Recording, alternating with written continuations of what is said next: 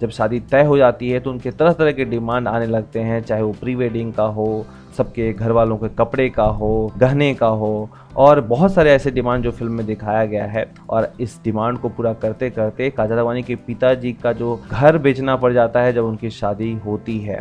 और ऐसे में कहानी में एक और ट्विस्ट है, वो ये है कि पूरा काजल राघवानी का परिवार जो है उनके ससुराल पहुंच जाता है और बोलता है हम लोगों ने आपका खातिरदारी किया है, अब आप लोग हमारा खातिरदारी कीजिए। ये एहसास दिलाने के लिए कि कैसे एक लड़की वाले पे जो जो हम डिमांड करते हैं उसका क्या पड़ता है, कैसे वो पूरा करते हैं, इसका एहसास हो पाए। एक बहुत ही बड़ी सामाजिक जो मुद्दे को है यह फिल्म उठाती है और सोचने पर मजबूर करेगी जब आप इस फिल्म को देखेंगे। इस फिल्म में बहुत ही ज़बरदस्त पारिवारिक ड्रामा है, भावनात्मक टकराव आप लोगों को देखने को मिलेंगे और साथ में एक सामाजिक सवाल भी उठाया गया है।